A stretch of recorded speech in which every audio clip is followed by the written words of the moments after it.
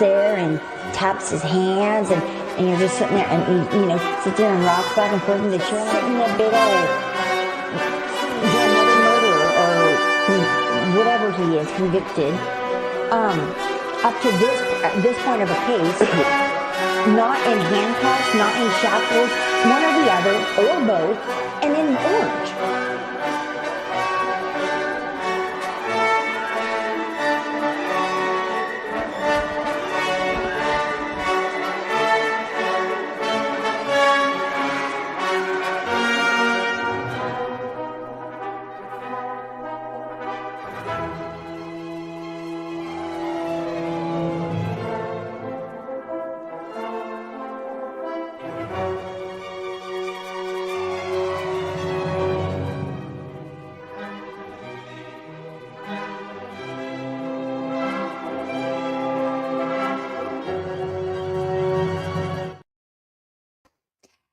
Hello everybody, excited Oddities here. Happy Sunday morning for the Aussies and happy Saturday evening to the Americans and everything in between. Everything in between. And hello to Beautiful Waterfall. That is the Kohberger song. I couldn't do Kohberger justice. I had to give it to a professional being Wagner. And the Ride of the Valkyries, or Flight of the Valkyries, I can't remember if it's a flight or ride of the Valkyries. It is a classic, and it is from a 10-hour opera, The Ring, in fact. And I think it is quite dramatic enough for this case. I love it. I love that piece. I love it. I love it. And I quite like that intro. I love the way it like builds up and then it gets to the bushy eyebrows bit. By the way, there's a motion in Lemonade about the bushy eyebrows. I haven't done a catch up on the documents lately. I do want to, after we go through the 911 stuff, I do want to have a little bit of a look at the docket and go through some of the things that are in the motions in Lemonade, because there's some really good ones, and I want to plan with you guys which ones you want to look at on another stream, because there's too many. There's too many to cover. Hi everyone. Hello, bye from Salvatore. Good to see you. You just saw the video pop up and was about to listen to the call. Oh, well, let's do that together, shall we? You won't be disappointed. You will not be disappointed. John was first in chat. Hey, John. Shammy's here. Hey, Shammy. Good to see you. So much coverage. Hella is going to be the Kohberger King. I see what you did there. Late and veggie burger. Yeah, the 911 dispatcher does not seem cool. I fired up the call. That is putting it mildly. Absolutely mildly. Okay, so Eric is also here. Good to see you. And Collider Hope. That's a nice name. Good to see you. I'm gonna mute you, Dali, in the background because you're being loud. And I'll bring you in a minute, okay? Jeez. You're cleaning your kitchen. Good for you. Hey, Caleb. You'll be happy to know that Raiden has been using his treat button regularly. Oh, that's nice. It's Saturday here, but happy Sunday. Yes, I know. It's 7 p.m. Eastern, I believe. But I don't know what part of the country you're in. It's the theme song of Nancy Grace swooping in.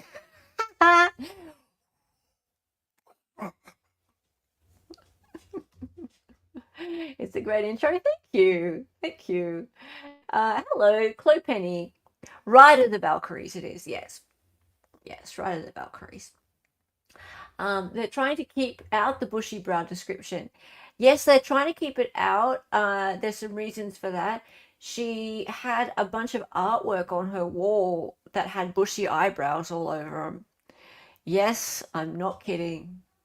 Dylan had artwork on her wall that had lots of people with bushy eyebrows.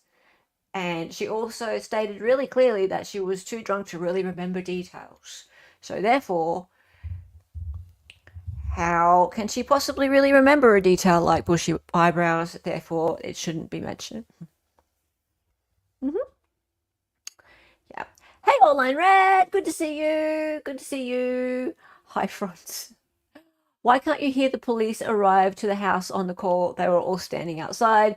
Don't they? Do they not use sirens? That bothers me. There's a lot of things in this call that bother me, and I don't really care. I'm not about to kowtow to people who are like, ooh, the victims. You have no sympathy for the victims if you question anything about this call. I'm going to question this call. So just get ready. I am going to question this call. Can I just say I called the 911 caller? Oh, Dolly.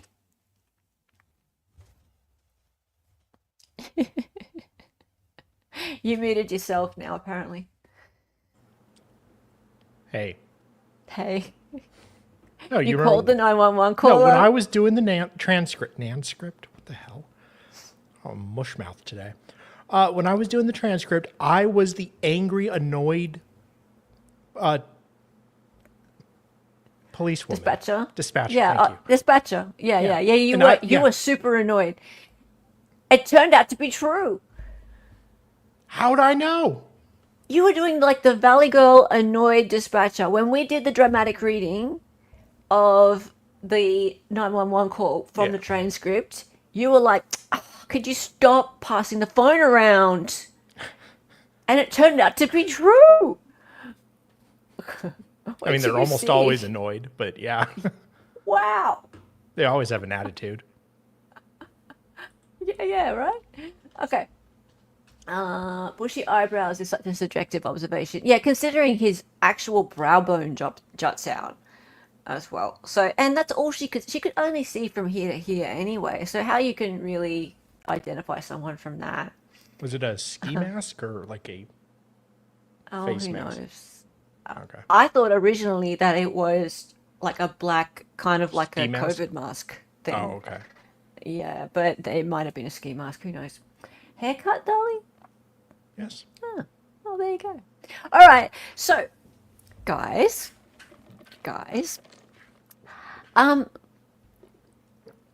firstly, only a little bit of the 911 call was released. So I wanted to hear that first, and then we'll listen to the whole thing. Now, tell me if you can notice anything odd about this, right? I'm not going to tell you anything more. Now, this is on News Nation.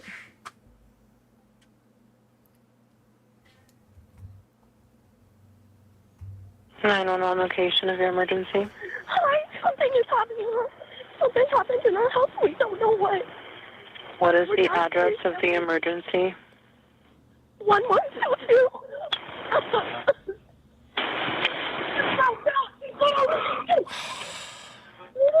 What is the rest of the address? Oh, Kings Road. Okay, oops. I don't know why I know. My ex just goes into the next Meanwhile, Hella told me to take it seriously. I did. Don't make light of it. Don't make light of it. Don't make light of it. Guys, News Nation got played. That was fake. Seriously? Yes, that was fake. Hang on. So I should be able. Why is it playing that? Dun dun. Hang on. I'll just go back to the post. I'll play this again. Location of your emergency. Hi, something is happening. Something happened in our house. We don't know what. What is the address of the emergency? 1122.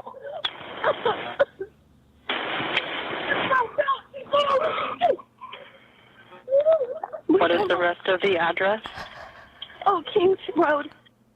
Must be what he. Actually, you know what? That must have iPhone been screen something that record. he recorded that. Yeah. iPhones Yeah, that's suck why. with screen record. Yeah. Yeah. Android's so much better with Well, it. you can actually go and edit it later.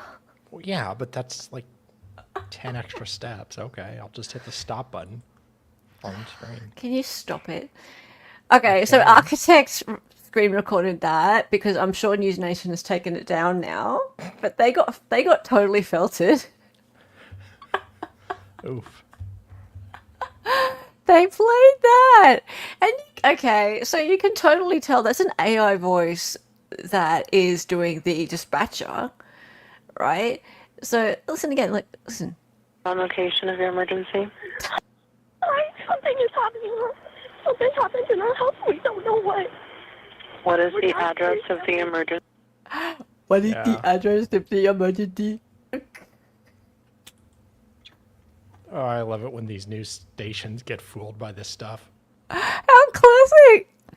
Do you believe the audio clip of the 911 call is real or AI? Hard to tell without hearing the entire thing, but there are tools to detect the probability of being AI generated versus real. Ashley got duped. Look, they brought it down. Suffer, News Nation, suffer. It's fake. Whose voice do you think that was? Honestly, I'd be shocked if it's real. Something happened in our house, yet they called to report a passed out person. How funny is that? How funny is that? So that happened, right? But then the real one came out. So that was about 24 hours beforehand. And then it got confirmed that the real one had come out because it came out from the dispatchers, right, via a FOIA request. Now, I find this really odd because how all of a sudden are FOIA requests being met? Like, I heard that and I thought it was a little weird too, because at this point they should be kind of protecting that information. I wouldn't expect a FOIA request to. I mean, if it was like a closed case or whatever, okay. well, is it the exact same audio though, Chloe Penny? Let's compare it though. All right, because I'm going to play the whole thing. They brought it down. Like, News Nation took it down. So, but then Brian Etten came along later. Hang on, I'll just show what Brian Etten said afterwards. Where is it? Oh, there he is. This is the full 911 call from Brian Kohberger case. The day University of Idaho students found one of their friends unconscious. And I know there have been questions online about the authenticity of calls released. I can verify I received this from the 911 dispatch center. It is confirmed. The call was not leaked. It was released because of a public records request made. Many in the media filed, including me. Okay, so you had to sleep with the dispatcher to get it. Got it. Okay, Brian. Someone's feefies are hurt. Yeah. But that was Sounds like that me was when I'm after. talking about FOIA. Yeah. That was after. So yeah, let's compare. Let's compare because when the full one came out, does it sound like that beginning bit? And so now we can go and listen to the real thing, and we'll share this instead. And I don't know if we should put closed captions up. Maybe we shouldn't. Maybe we should just listen to it. First time, no. Yeah. I think they're on now. Oh, they're on at the moment. Okay, I'll turn them off. Okay, sweet. Alrighty, let's go. 911 location of your emergency? Hi, something is happening. Something happened in our house. We don't know what. What is the address of the emergency? 1122.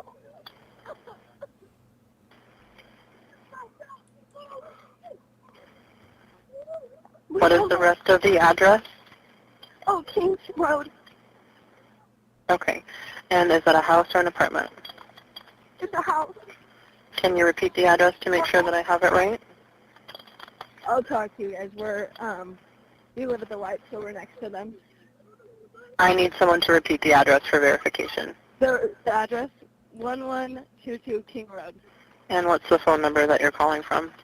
Okay, and tell me exactly what's going on. One of the roommates is passed out, and she was drunk last night, and she's not waking up. Okay. Oh, and they saw some man in their house last night. Yeah. Okay. Hi, this is And are you with the patient? Okay, I need someone to keep the phone, stop passing it around. Can I just tell you what happened pretty much? What is going on currently? Is someone passed out right now? I don't really know, but pretty much at 4 a.m. Okay, I need to know what's going on right now if someone is passed out. Can you find that out? Yeah, I'll come. Come on, Bethany, we gotta go check. But we have to.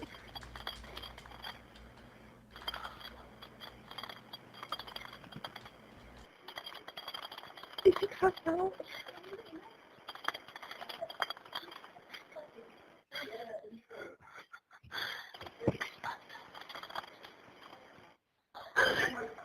She's passed out. What's wrong? She's not waking up. Okay, one moment. I'm getting help started that way. Okay, thank you.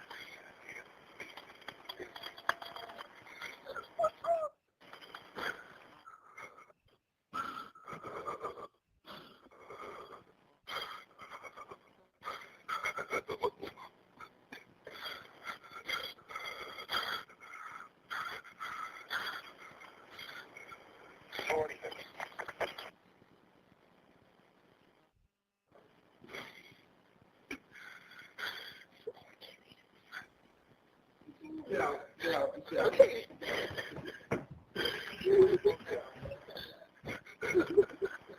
Okay, and how old is she? She's 20. 20, you said? Yes, 20 here. Do you want to Okay. talk to them? Hello?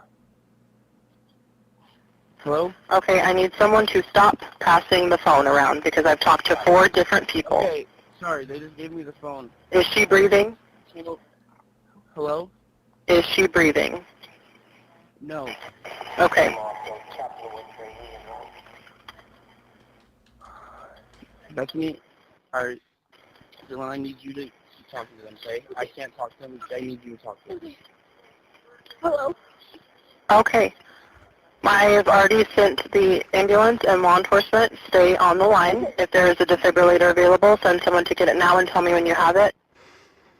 Say that again? There's a police here right now. Okay. If there is a defibrillator available, send someone to get it now and tell me when you have it. We don't have one. I think yes. Do you have a defibrillator? Yes, we have one. Are you talking to the officer? Yes. Okay, I'm going to let you go since he's there with you and can help you. Okay, thank you. Bye. Okay.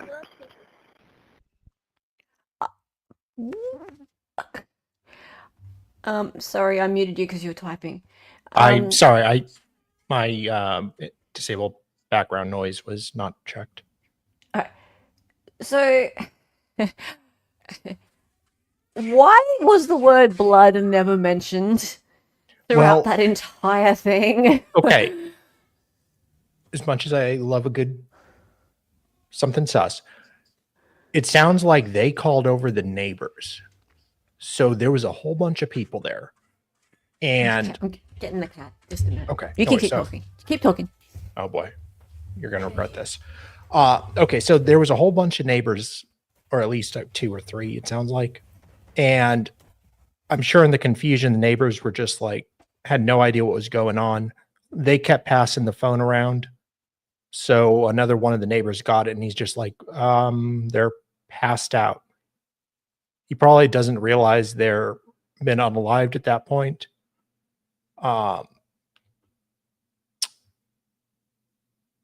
Waiting for the cops are probably not really gone in to investigate too much. Christina, where were the sirens? Good question. Question. Where were the sirens? I'm guessing the police probably weren't racing to the scene with sirens on, because They did request paramedics, but it sounds like the police were first on scene, so they might not be standard protocol at that agency for that type of situation to have their sirens on.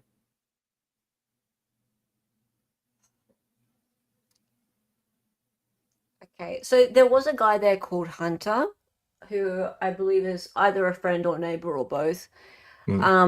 And Hunter supposedly, the story goes, what everyone's speculating, is supposedly went and checked on Xana and came back to see the girls and maybe was shielding them from the fact that she was a bloody mess, and just said, oh well, she's not breathing, passed out or whatever, and that's why they didn't know that she was all stabulated, right? Now, if we'll go back and listen to it again in a minute, but if there's also a moment there where she's crying and things right at the beginning, and she's all like very distraught, and she's going, well, something happened earlier. She's trying to say what happened at 4 a.m. and she's distraught, yet she doesn't know that anyone's dead, right? And so the big question here is like, when dispatch says to her, is someone passed out, she doesn't even know. She goes, I don't know, right? Go check. You got to go check, right? So therefore, what are you all crying about, right? So what's the distress? What's the crying about if you don't know, right? Unless, so that's what people are asking online anyway. So I don't know how long the neighbors were there. It is weird yeah, that everybody was congregating there. I don't know how many people were there. I think there was a neighbor called Evan as well. Was the surviving roommates just passed out? Had they been passed out, or they'd been asleep? I know that. But I don't know how long they'd been passed out for. I mean, people are asking a lot of questions about how come they didn't smell blood, and because apparently there's so much blood that it was seeping through the walls. Perhaps that's why they're freaking out. Like, maybe that's the answer to the question. Maybe that's the reason why they're so distraught when they're calling on the phone, because they can sense that something's gone pretty nasty because they can smell something, but they didn't say that. I mean, do they need to say that? I don't know. I mean, they could just be, most of them hungover, but no mention of blood.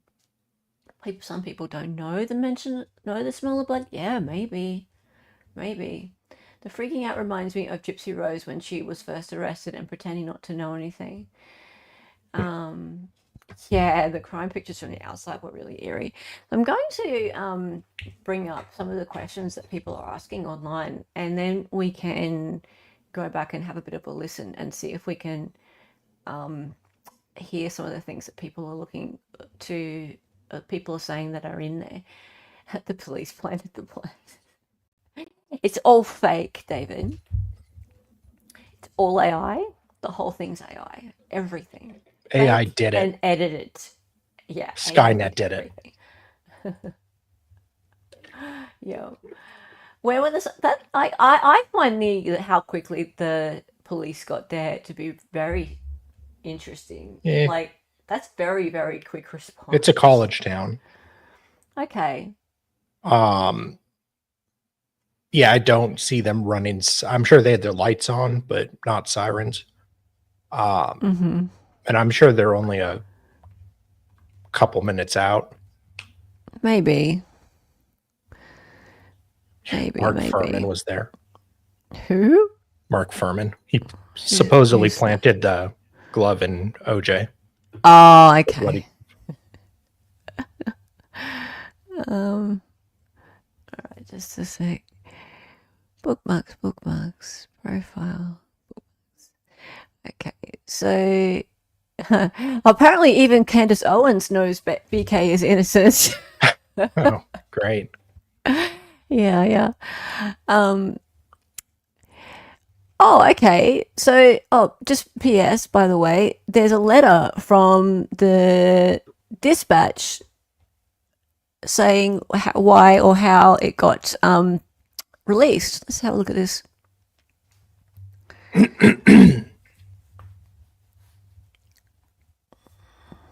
Oops. Dear requester, I am providing the communications on behalf of Whitcomb 911. You've made a public records request pursuant to the Washington Public Records Act. Washington Public Records Act? This was in Idaho. Okay. By Whitcomb 911 for a recording of 911 call involving an incident on or around November 13, 2022 that occurred at 1122 King Road, Moscow, Idaho, the 911 call recording. By way of background, on January 3, 2023, prosecution and defense attorneys in the case of State of Idaho, Brian C. Kohberger, case number C29222805, filed a stipulation for non-dissemination order. That same day, the Latah County District Court issued a non-dissemination order. On January 18, 2023, the Latah County District Court amended its January 3, 2023 non-dissemination order. The January 3, 2023 and January 18, 2023 non-dissemination order prohibited the release of public records responsive to your request. On January 30, 2023, Whitcomb 911 filed a declaratory action in Whitman County Superior Court seeking a determination as to whether Whitcomb 911 was required to disclose, pursuant to the PRA, the requested public record in light of the non-dissemination orders issued by the Latah County District Court. The case remains pending. On June 23, 2023, the Latah County District Court issued its revised amended non-dissemination order, which clarified the court's position and continued to prohibit the release of the public records responsive to your request. The court further clarified its order on June 23, 2023. Again, the June 23, 2023 order prohibited the release of the public records responsive to your request. Here we go. On or about March 6, 2025, the Ada County District Court released a transcript of the 911 call recording. We have determined the non-dissemination order, as revised and amended, no longer prevents release of the 911 call recording, as its redacted form and consistent with the transcript. Released by the Ada County District Court. Accordingly, please find and close a public record that is responsive to your request for the 911 call recording. Redactions to the 911 call recording have been made to comply with RCW 42. Okay, so it's redacted. Yeah, they redacted the phone number and I think a couple other things, but okay, so what we're listening to, the audio we're listening to, is chopped up a bit. yeah, because it wasn't just the phone number. There was some other stuff in there. Yeah, because even the transcript had it like blacked out. They didn't even beep it here. They just cut that part out. They just cut it.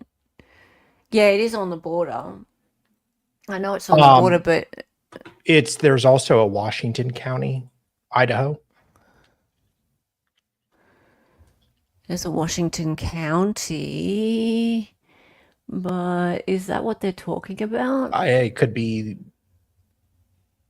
call center or police dispatcher in Washington if they're near the border. I suppose so. Yeah.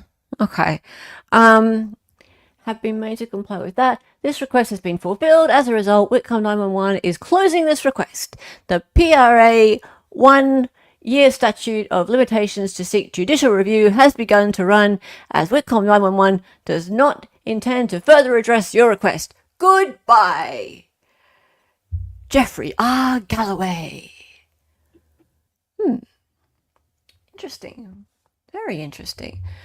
So yes, for those still confused on how the 911 call was released, the 911 dispatch center released it as per FOIA. Jill says, nah, Hughes said he had permission to play a clip. Something still isn't adding up. Yeah, because Gray Hughes played it first. He played it before any of this. Apparently. Yeah, I don't think Washington County and Idaho would have had anything to do with it because it's much further south. So it's probably something to do with the state. Yo. Okay. So Mercy's got some interesting things to say about this. Mercy is a lawyer in Washington. She's been very active in this case. So Hunter J did not go up those stairs prior to the 911 call. Zoom in make it bigger? a little bit? Make yeah, it, I can barely see it. Sure. Hunter J did not go up those stairs prior to the 911 call. Hunter J did not see Xana on the floor and tell the girls to call 911. Hunter is calm, cool, and collected on the phone with dispatch. Bethany states they have to go check to see if Xana is breathing.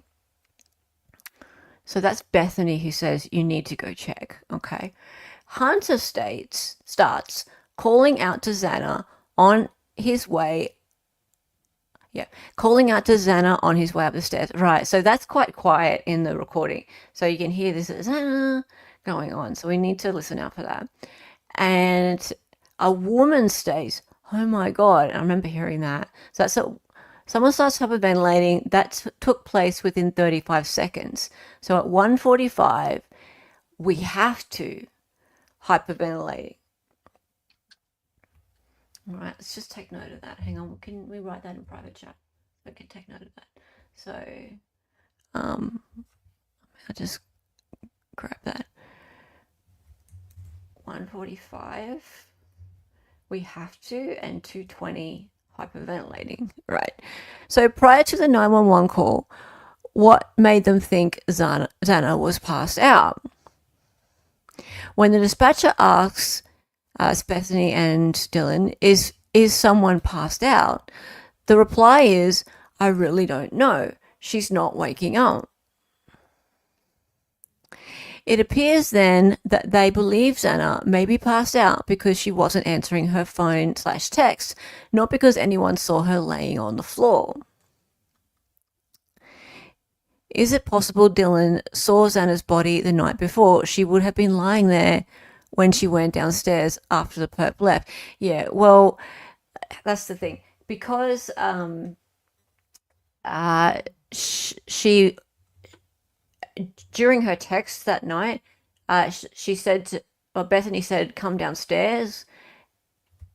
She would have gone straight past the hallway where Xana was found. So it would have been kind of difficult for her to not see Xana. But if the lights were out or something, we can give her the benefit of the doubt that she didn't see Xana. All right. So anyone else want to listen to anything in specific as we go back and have another round? We will. I'm really interested in this part about Hunter. So Hunter being calm and cool on the phone with dispatch, and then Bethany stating they have to go and check to see if Xana is breathing. And then 1:45, we have to, 2:20, hyperventilating.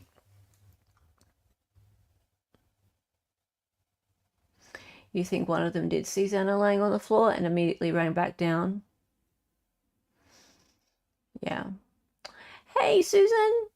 Kay Schmidt, gifted 5. Oh. Hello, mad, excited, utterance memberships. Thank you, Kay Schmidt. That's so sweet of you.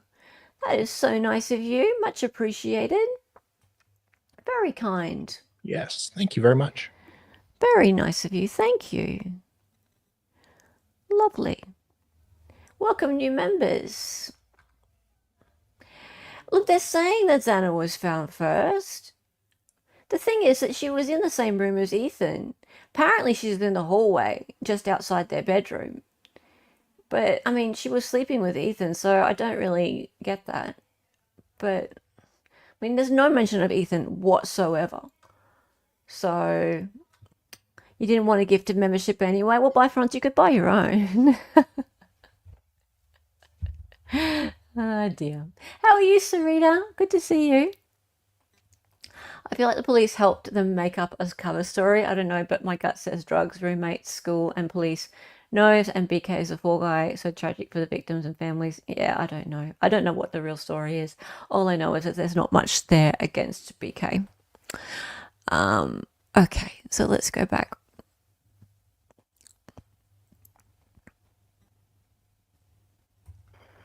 Nine on location of your emergency. Hi, something is happening. Something happened in our house. We don't know what. What is the address of the emergency? 1122.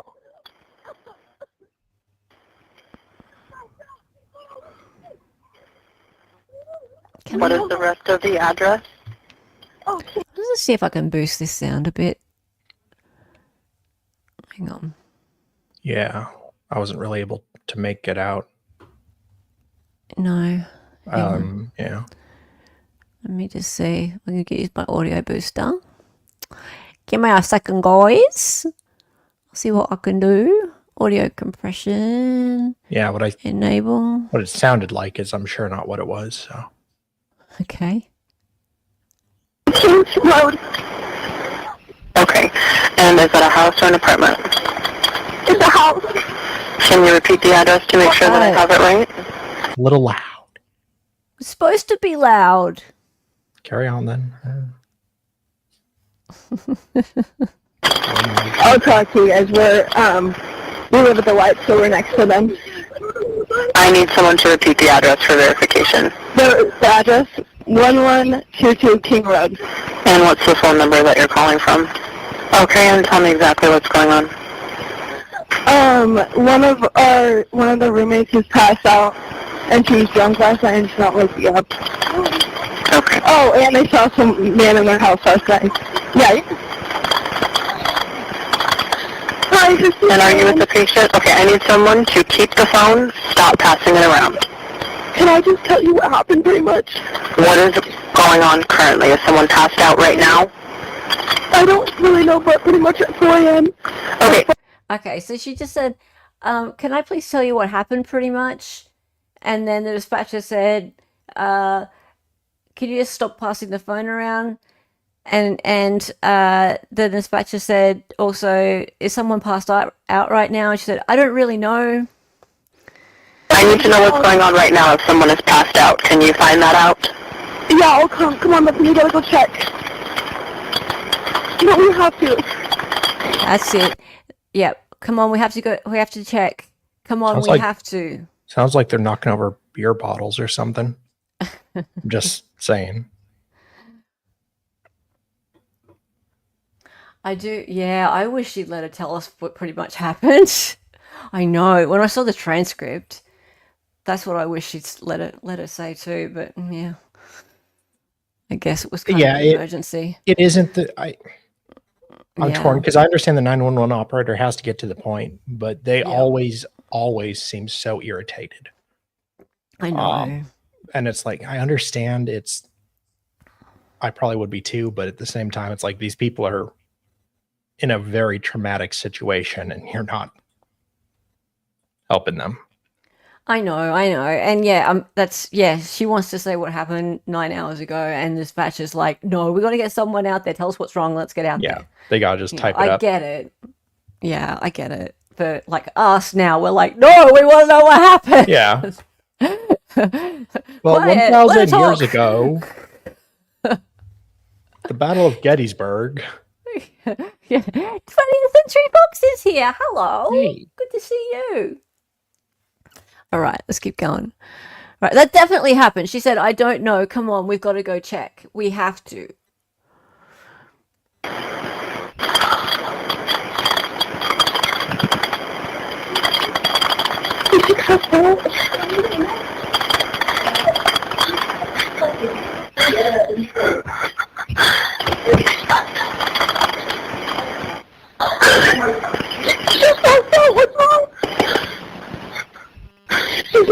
waking up.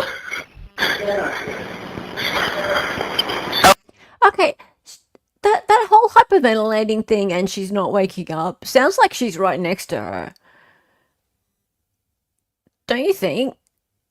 Like, she's not waking up. Like, Yeah. it sounds like she can see her. I mean, she's 20 years old. You don't expect to wake up in the morning and find one of your good friends unalived. So your brain probably is going to, oh, they're just passed out or they're in a medical emergency. I know there's blood everywhere, but I don't know. I don't know how I would be or the normal person would be in that situation. Okay, so let's just get this straight. We're assuming that she can't see Xana, right? And she can't see blood. So she's getting this as secondhand information from Hunter or Yeah. somebody, but probably Hunter, right? And that's why she's not like, oh my god, there's blood everywhere, people are stabbed up. So is that like that seems to be the consensus, that people are saying that that's why she's not coming forth with that information. She's just saying that she's passed out and she's not breathing. Yet her words don't really align with that. Like, it sounds like she can see her. Like, it sounds firsthand to me. It doesn't sound like it's coming secondhand by somebody else. I don't know. Maybe someone was in the house yelling at her from outside. A dark room. It was like lunchtime. I don't Yeah, know. it's like 10, 11. Yeah. She what? She also literally called her lawyer dada? Really? Okay. Well, I mean, she called her dad, I suppose. Okay, who happened to be a lawyer? Happened to be a lawyer. I mean, okay, so Daddy, it's what do I do? Yeah. Daddy, Maybe Xana there's was a- lying on the side where the wound was, lying over all her blood. Maybe? But then how do you know she's not breathing? Oh, God, I don't know. She called text with her father earlier, and she had a what? rough A rough relationship. relationship with him. Yeah. Okay, all right, let's keep going. Okay, one moment. I'm getting help started that way.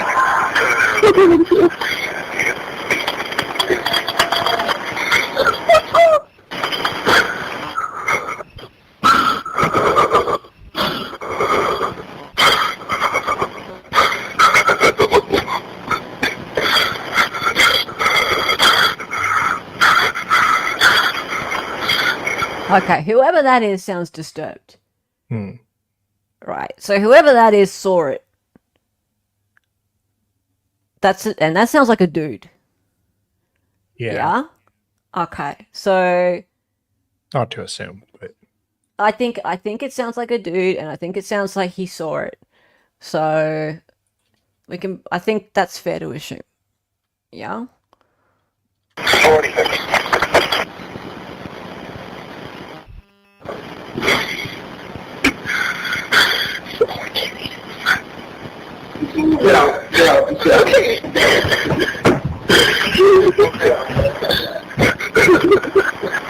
Okay, and how old is she? She's 20. 20, you said? Yes, 20 here to Okay. room. Hello? Hello? Okay, I need someone to stop passing the phone around because I've talked to 4 different people. Okay, sorry, they just gave me the phone. Is she breathing? Hello? Is she breathing? No. Okay. That's me. Alright. Dylan, I need you to keep talking to them, okay? I can't talk to them, I need you to talk to them. Hello. Okay. I've already sent the ambulance and law enforcement. Stay on the line. If there is a defibrillator available, send someone to get it now and tell me when you have it. Say that again. There's a police here right now. Okay. If there is a defibrillator available, send someone to get it now and tell me when you have it. We don't have one. I think yes. Do you have a defibrillator? Yes, we have one. Are you Okay, a defibrillator is not going to help anyone at this point. Well, the police don't know that. That's true. That's true. So I mean, they can so- slap it on and see, but yeah. Yep. So what just happened was it got handed over to Bethany, and Bethany sounds a little bit more in charge of her faculties, I suppose, than Dylan did, if that's possible. But yeah, I don't know. So there was a second guy, right? So the first guy who was losing his shit earlier, the guy who was crying, he handed it over to a second guy. I think that might be Evan.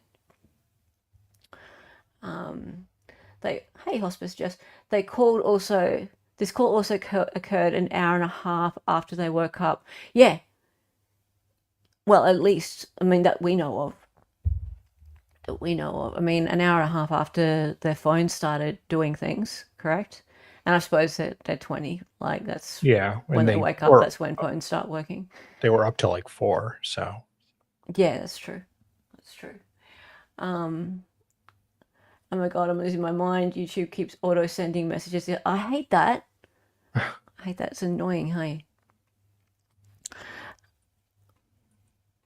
talking to the officer?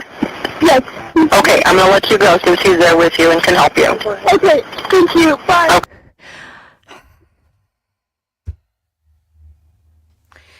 All right. Let's go back to what people are saying. Oh, I blocked this person. Who's this person? I haven't listened to the 911 call, but I do have an odd question, and I wonder if anyone else has thought of it. We now know both bedroom doors were open upstairs, where K and M and Murphy were. Murphy's the dog. With all the commotion on the second floor during the 911 call, isn't it odd that Murphy didn't come downstairs to see whoever was making the noise? At the first sound of people stirring, wouldn't a dog have gone looking for food or scratches? The whole dog thing is very strange to me. Was this dog, like, I don't know, on doggy treats or something? This dog seems very calm amongst all this. Could leave dog food out. I would think a dog would be going fucking nuts throughout this entire thing. Sus control. Hey, sus control. Nothing sus. I mean, it depends. Do we know what breed of dog it was? Some terrier of some sort. It's a little thing. I don't know. But yeah. The dog is now with the ex-boyfriend of Kaylee, because it was their dog, and they broke up only a few weeks beforehand. Nothing sus. Yeah, some sort of poop machine. No, okay, so hospice just apparently the dog wasn't locked in a bedroom. It was just like Could just running be a wimpy about. dog. Yeah, a golden doodle. Yeah. Hello, Eric Synchrona. How are you? Good to see you. Nice to see some new people in here today. Welcome. Okay. So yeah, the whole thing about the dog, like some people say it was locked up, but then there's also, like, it's been in the court documents that the dog was allowed to run free and the doors were all open, yet how did the dog have no blood on it whatsoever? That's sus. Yeah. Yeah, I mean, I'm actually questioning this. Maybe the dog was drugged, right? Or And I got don't into mean, their stash.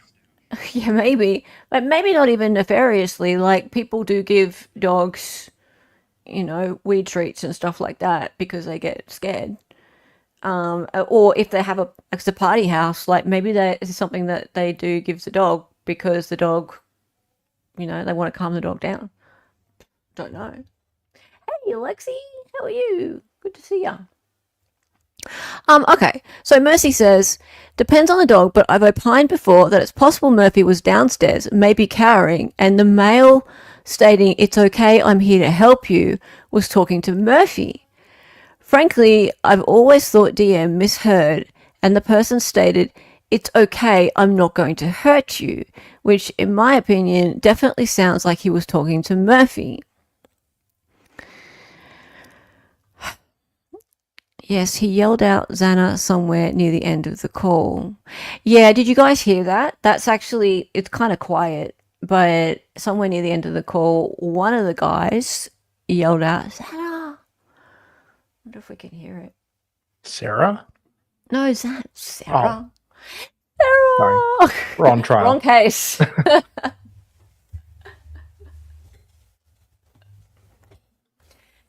People love pets more than humans. Oh, absolutely. I don't know what you're Absolutely. talking about. It's true. Still odd they wouldn't enter the room or be knocking and yelling at the very least. Possibly they were all very drunk and drugged and it was the reality they were in at the moment. Find it very interesting they are just obsessed with telling their last night story, and the concern for the actual roommates is only because dispatch is forcing it.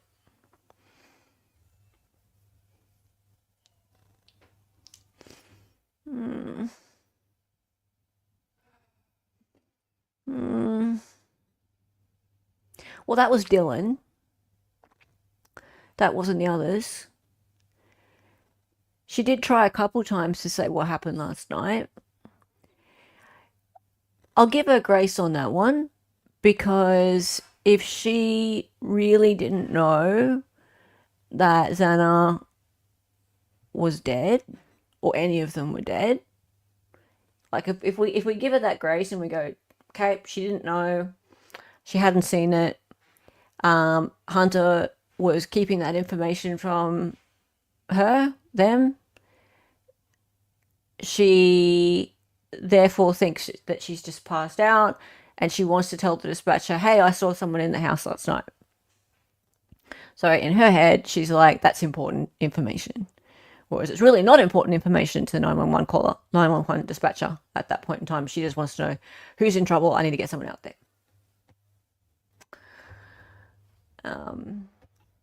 Hey, Esme, how are you? Okay. You forgot about the male voice yelling, get out, get out. What male voice yelling, get out, get out? Do you guys hear a male voice saying, get out, get out? I don't think I No? I didn't, but I could be mistaken. No. I did not hear that. Okay. Most people are, though, like, they were clearly in frozen shock. Chain, who has been following this also very much so, it's so odd. None of them mentioned blood or smell of blood. It was said to be a blaze scene. Blood was leaking through the walls. How did they mistake that for being passed out drunk? And why be so dramatic if they only thought she was passed out from drinking?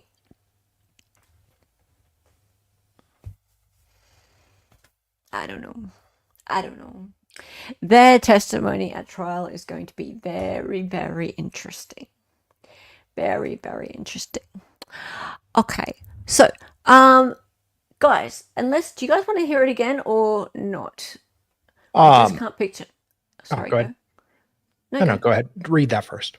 Oh, sorry. I just can't picture any scenario where I'm calling 911 for an ambulance and I'm going to prioritize relaying the events of the previous night. Well, Shami, you're not a 19-year-old, 20-year-old girl, I suppose. Unless you are. I don't know. Well, you are in your heart. I mean, either way, this kind of is a defense attorney's dream case. I mean, at least this situation, so much stuff to kind of throw in front of the jury with, to impeach them with. Yes and no. You don't want to be like... Well, you can't be an ass. You don't want to be you don't want to come off like you're having a go at the victims. I mean, And it's as far as where the jury's concerned, these guys are victims. sure. I mean, that's where an experienced lawyer comes in. Yeah, and he has a good team, although we've never seen them in front of a jury. We've never seen them like at trial, and we've only seen her pre-trial. We don't know. We don't know how good she is up in front of a jury. It's a whole different ball game. True. Yeah. So I'm not really sure. Shami, yeah, I'm not 19.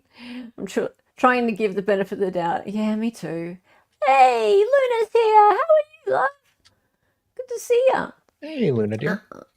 But the person on the phone wasn't one of the roommates, was it? I thought that was the neighbor. Oh, okay, right. So Which one? But there were like 8 people on the phone. I think 4 or 5. Or no. There maybe you're right. were 8 in total. Yeah, you're right. If we look back at the transcript. I'm going to tell you not to exaggerate, but no. Yeah, right. no, You're there right. were actually 8 in total. So the person at the very beginning was Dylan. So this person here, hang on. That's Dylan. Right? Hang on. Oops, sorry. That's Dylan. I'm going to turn the audio compressor off now. Thank you. Hang on. My Sorry. eardrums, thank you. Yeah. What is the address? Okay, of the 1, emergency? 2. Because so we've got the dispatcher and we've got Dylan.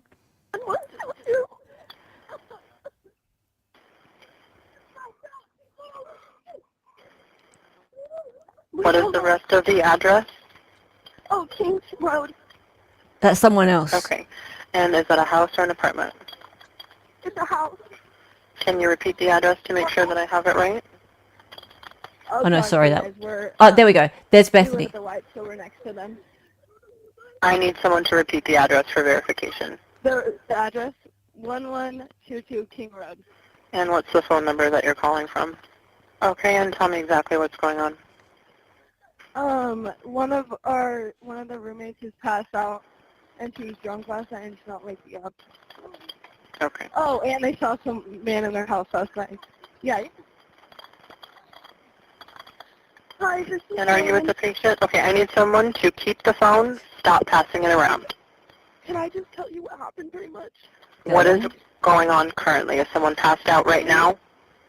I don't really know, but pretty much at 4 a.m. Okay, I need to know what's going on right now if someone is passed out. Can you find that out? Yeah, I'll come. Come on, Bethany, we gotta go check. But we have to. But we have to.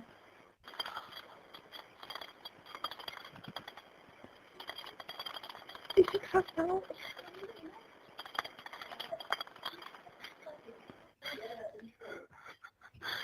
There's a guy. She's passed out. What's wrong?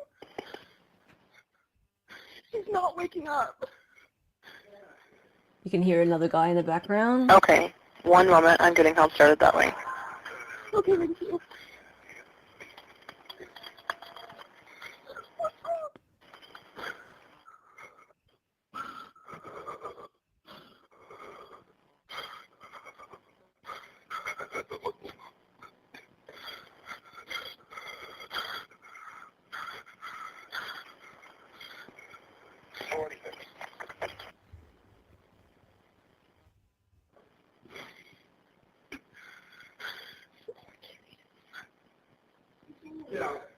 Okay.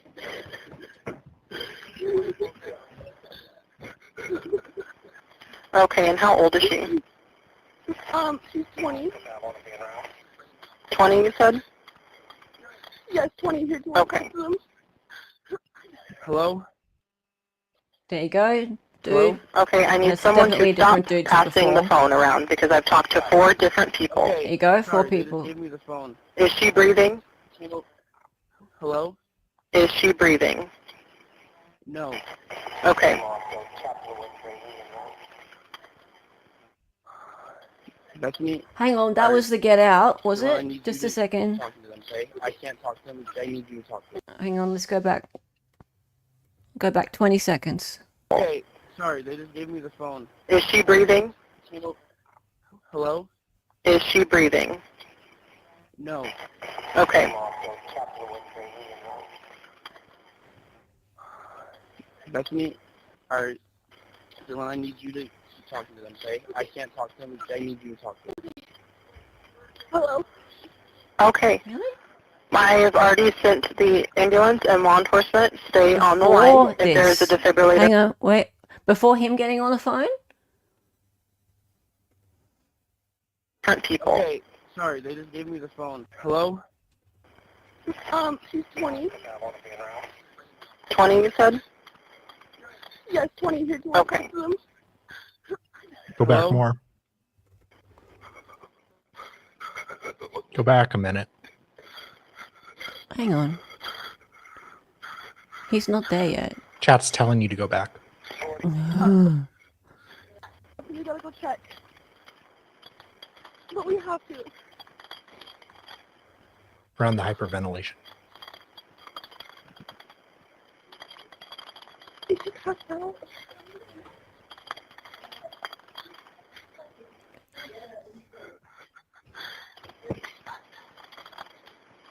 Was that it? She's passed out. What's wrong? She's not waking up. Okay. One moment. I'm getting help started that way. Okay, thank you.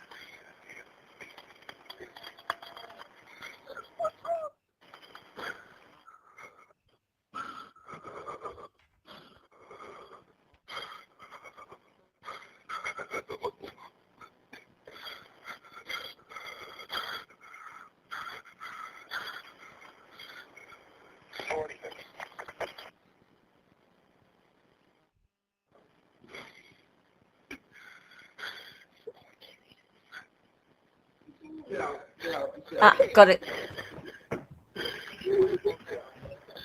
Thank you. Okay, and how old is she? She's 20. 20, you said? Oh, that was probably the cop. Okay. Hello?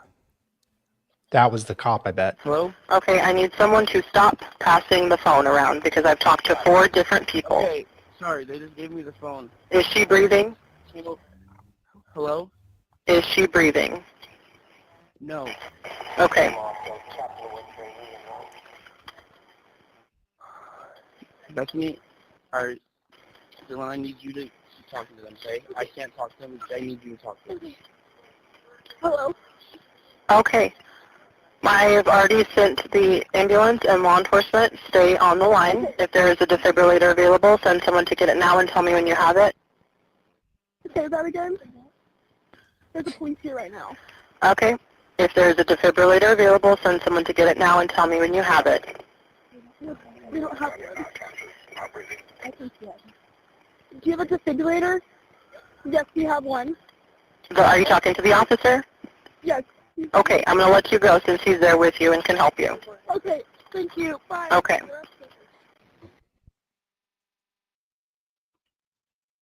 Okay. Tonight, the frantic call for help. 911 location of your emergency. I get it. I get it. I get it. Chilling new audio obtained. Yeah. Alrighty. But what we will do is we're gonna have a little looky at some of these motions in Lemonade.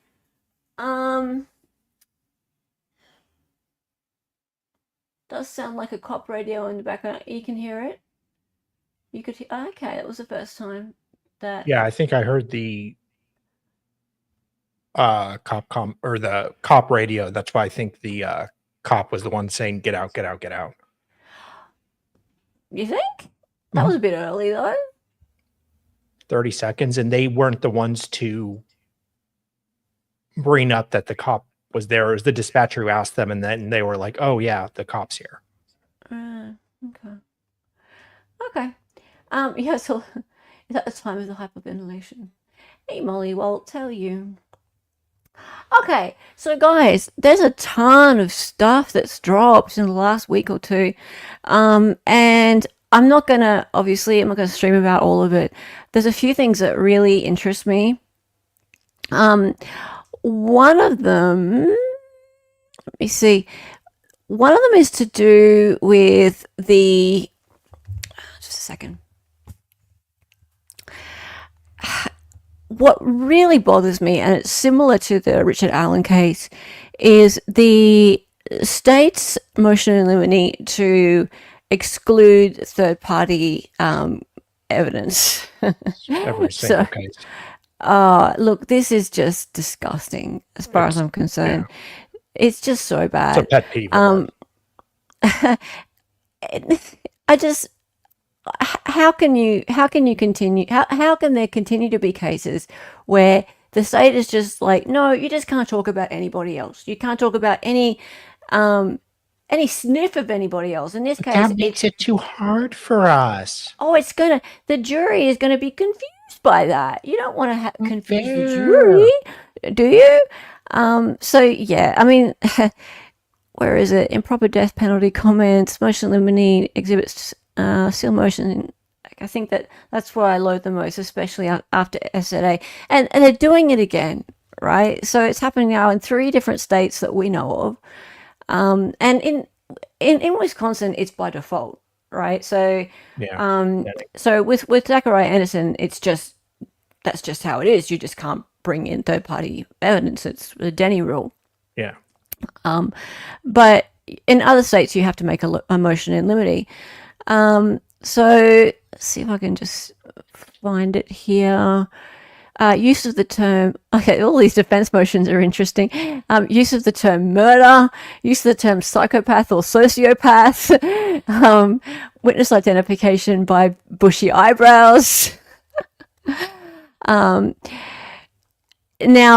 there's a lot of controversy around motion to strike death penalty re the autism spectrum disorder. I think we will look at that at some point. That he's using autism as an excuse. Yeah, he's using autism as an excuse. Yeah, yes. And he's gonna say his DNA was planted. Yeah, that. State's motion re alibi. That one's really interesting, actually, because, of course, the state's saying that it's not a real alibi. It's a fake alibi. Everything's fake. It's all fake. And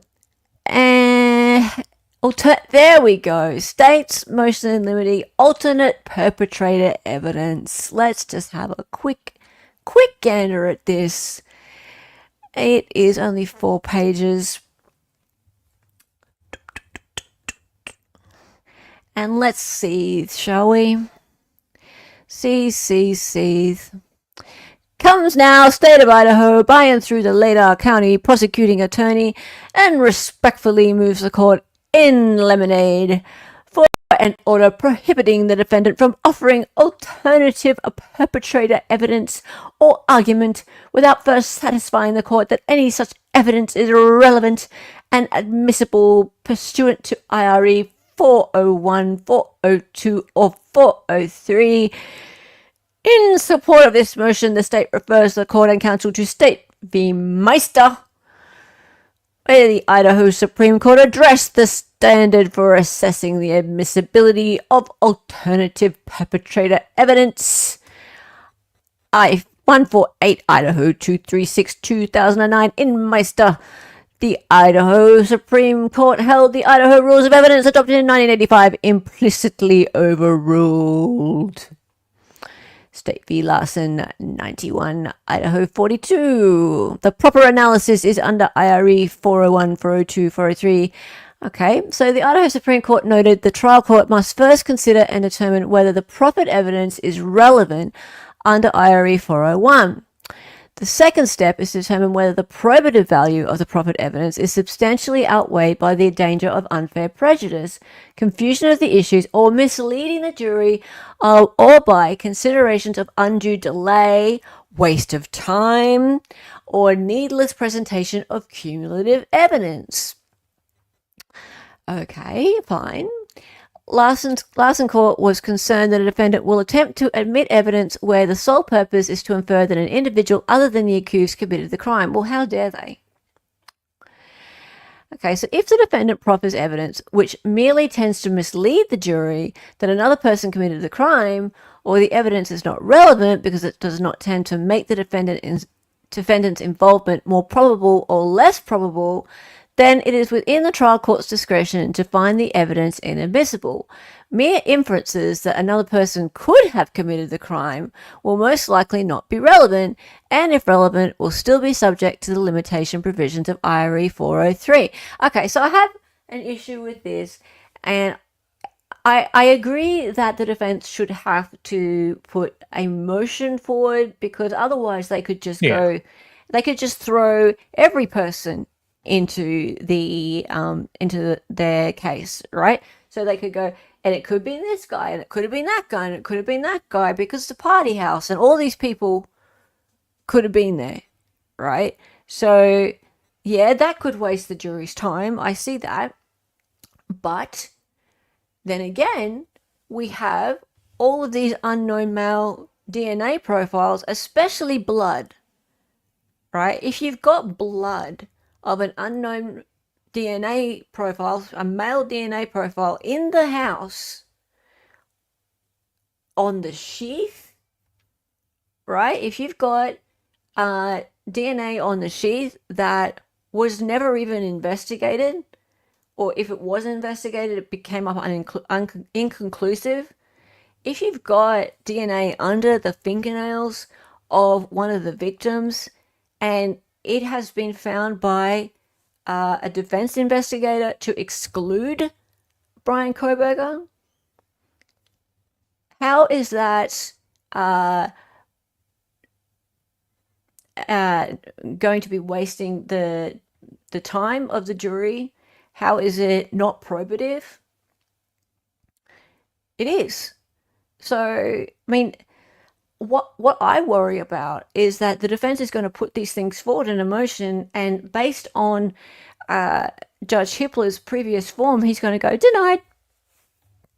But he's not just going to go denied. He'll write a long piece about it, because he's better than Judge Gull in that respect, right? But I think he's going to deny it.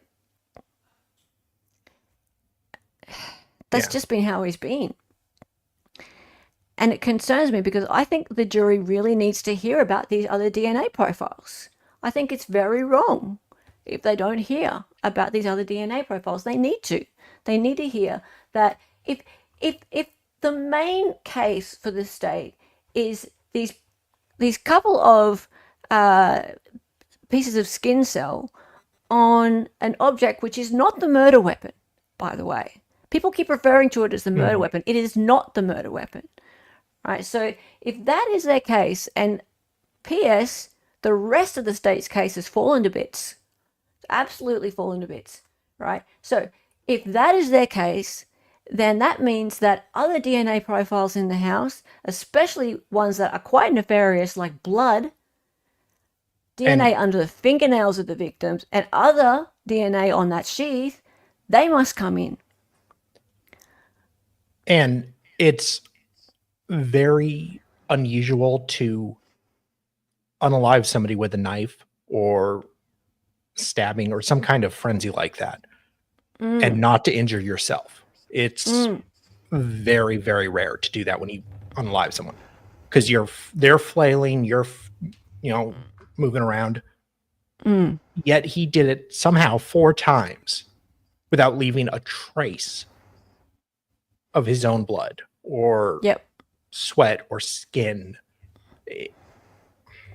And then we have mysterious, physically impossible blood that they can't match. It just it boggles my mind. The lack of evidence equals reasonable doubt.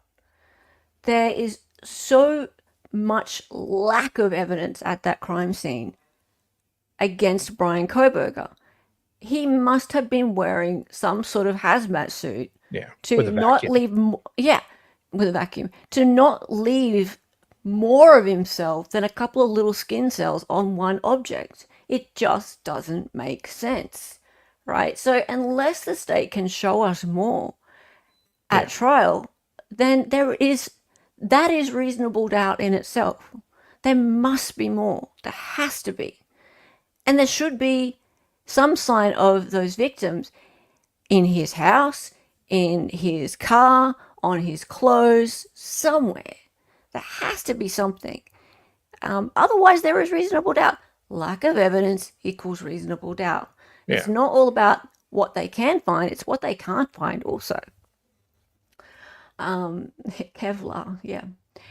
Do we know about all the DNA evidence they collected? Has all of that been released publicly? No. Well, I mean, we don't know, right? So let's just say that this whole non-dissemination order has been good for the state in that they've been able to go, oh, well, you know, maybe there's all this other stuff. Maybe they've got more that's going to come out at trial. And that's been really good for the people who have convicted him before trial, because they've all gone, well, we don't really know anything. The state must have so much more. Yeah. Right? But every new piece of information that comes out is exculpatory, right? We keep getting more bits of information, and nothing has come out that is like, oh, wow, that's damning, right? That's new, and that looks really bad for him. No. I mean, nothing new has come out. Well, his DNA is under the fingernails, and then we found that was out a lie. that it was the opposite. Yeah. That was a lie. Like, so the media keeps either conveniently not reading the documents correctly and then putting out these headlines that are absolutely untrue. No, the opposite. The opposite of what the documents really say.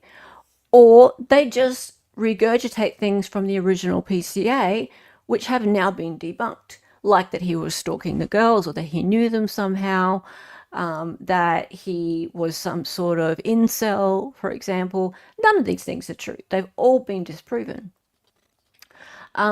So, unfortunately, we have this situation where there's been a trial by media, and I know there's freedom of speech, and people can. Transparency is good. Freedom of speech is good. Public discourse is good. But then it also means that people who like to convict somebody before there is a trial can do so by repeating facts that are more convenient to them. Yeah. And then that doesn't help when you've got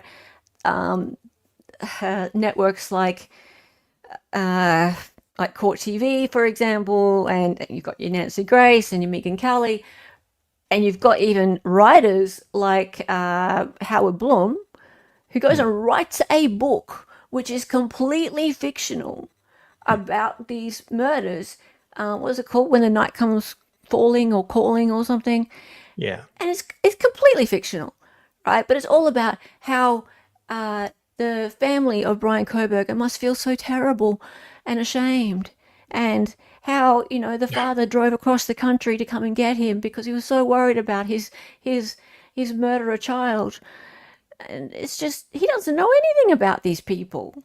No. And then he's an expert who gets called on by Court TV and by Nancy Grace and all these people because, and even by a reporter in Idaho, Nate on Eaton.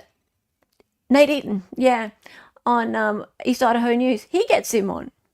He gets on this fictional writer to talk about the hearings, like he knows anything about this, right? This man, I hope, if there's any justice whatsoever and Brian Kohberger is acquitted, I hope he sues that man's ass off. I mean, let's face it, even if Brian is acquitted at this point, he is going to be this process is so damaging to people's, not just their lives, but like how they recover afterwards. It changes that. I remember he's a 30-year-old man.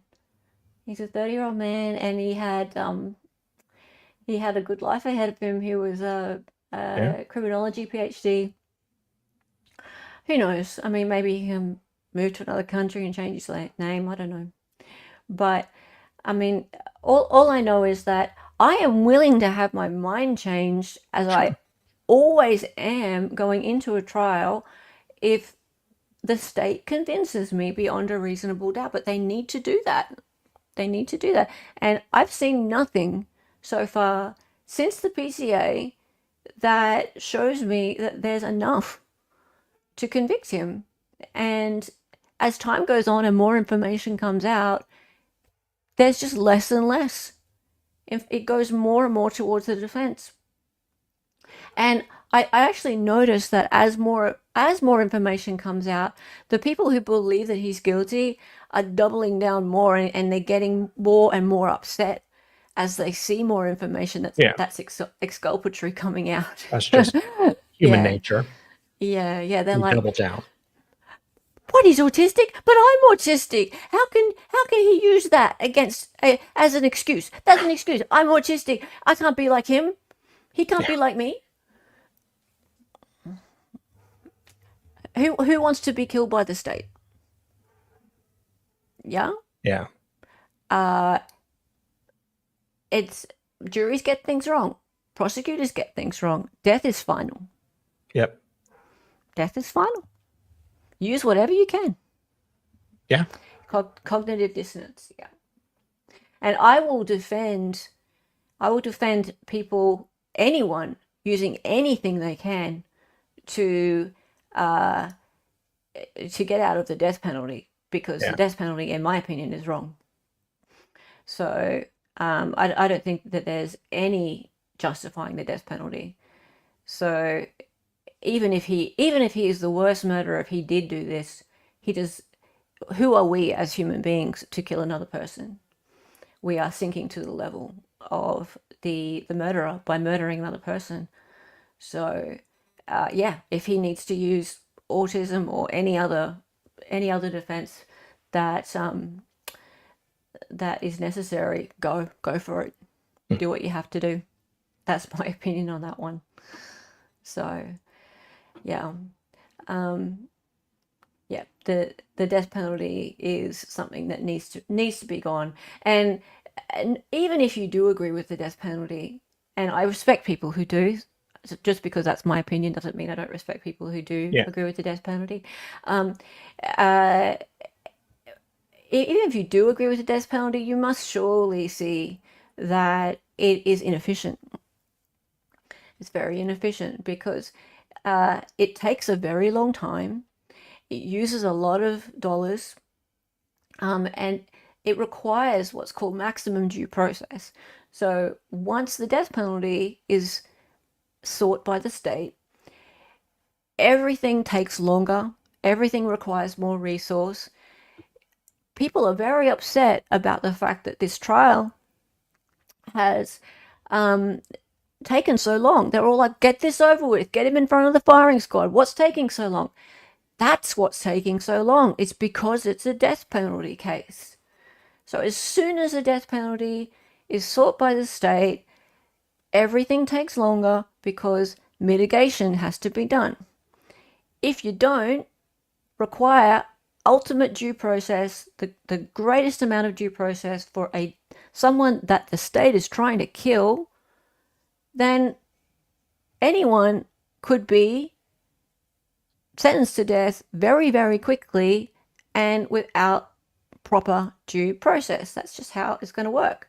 And then you'll find people that go to trial in 6 months and then suddenly they're in front of a firing squad, and then we're like, oh, whoops. Yeah. And that's not how the US Constitution is written.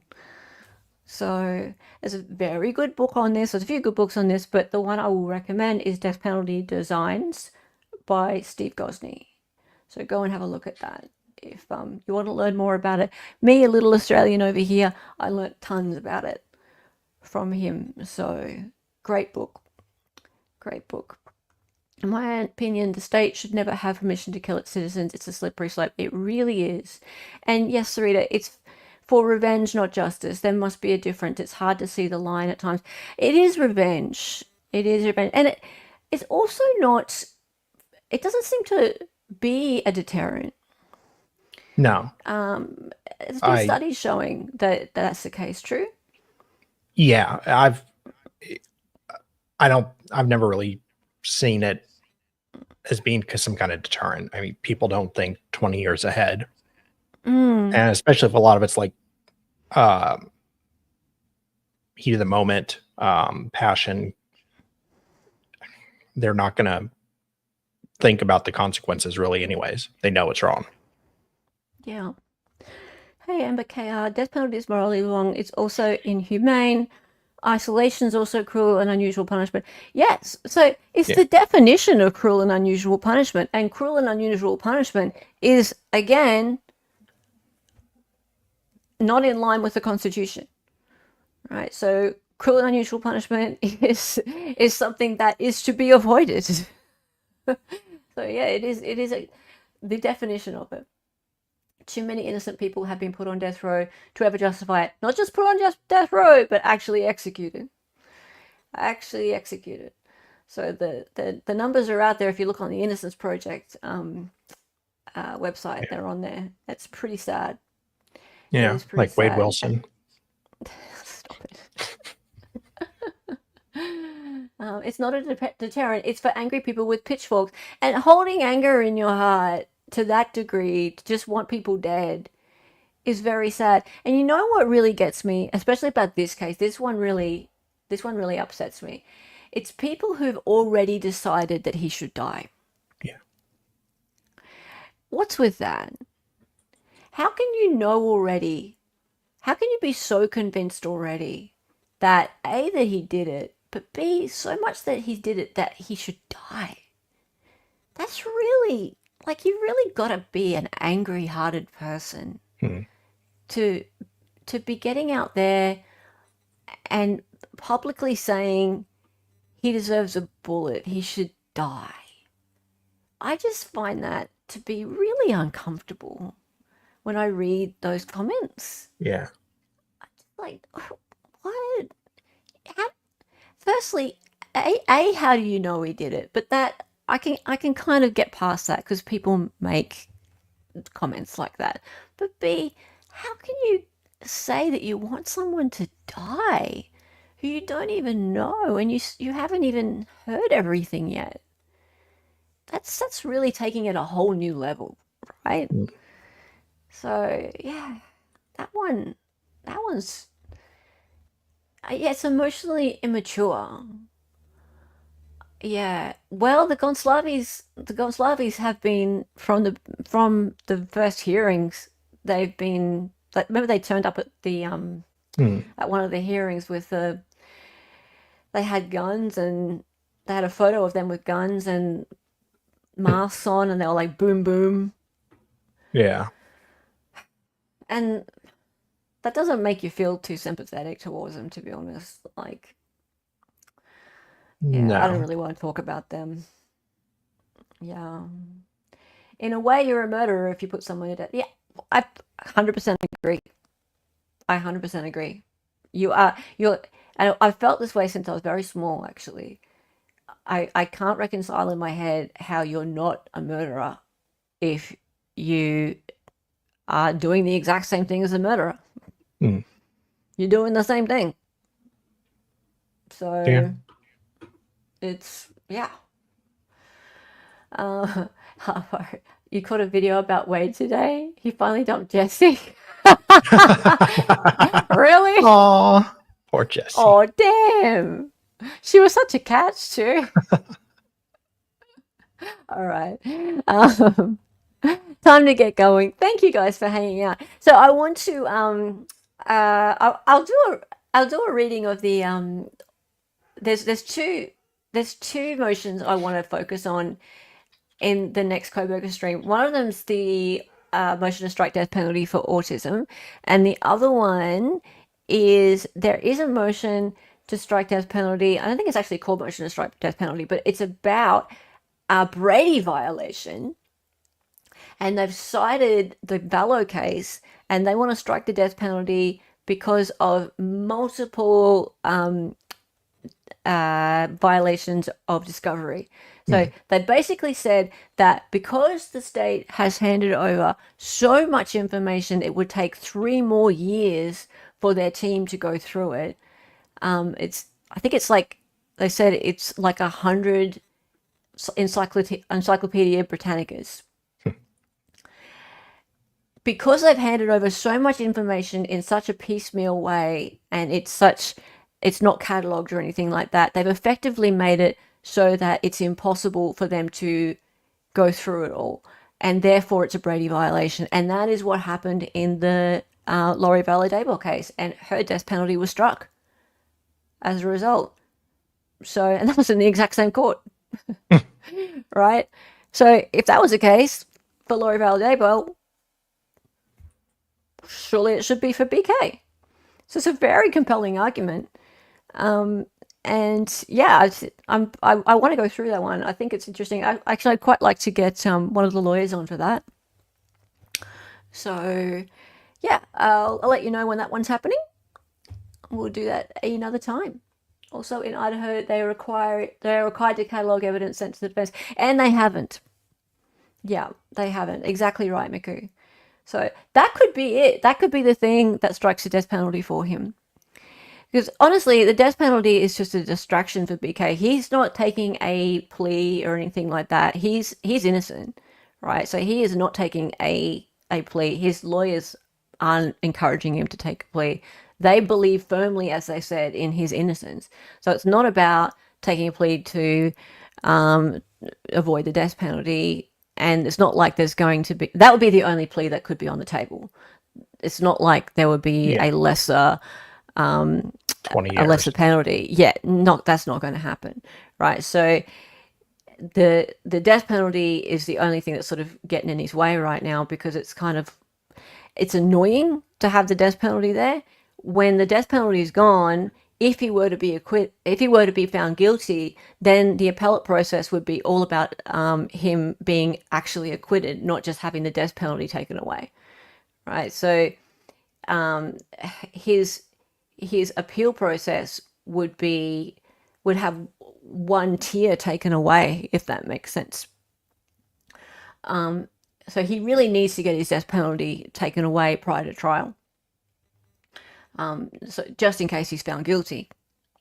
But yeah, it's interesting. I think this one's probably got the most legs. It does have the most legs, this point here. The one about the discovery violation, because the state's very guilty of it. There's no question about it. Well, they always are. Well, in this case, yeah, definitely. They've got so much evidence of it. Okay. Don't know how they vote on DP for each state. Well, this one's going to be the jury. I think they mean if a state allows the DP or not. And if they have it as an option, I believe it's up to the individual state legislature. Or it could be also in their constitution, or perhaps it could go to like a state vote. Oh, Land Red would know. It's legislated by each state, either by the legislature or by referendum. Thank you. There you go. Thank you, Land Red. I love having you here. Yes. Okay, time for the song. Thank you, everybody. Thank you. Happy Sunday to the Australians. Happy Saturday night to the Americans. Yes. And everybody else who I love just as much. And I don't know what time zone you're in. Her name was Helen. She was an Aussie. She was a fake lawyer from the future. She got on YouTube and made some live streams. The co-host is Donnie and she dances sometimes. The words are always so loud, and because she's an 803.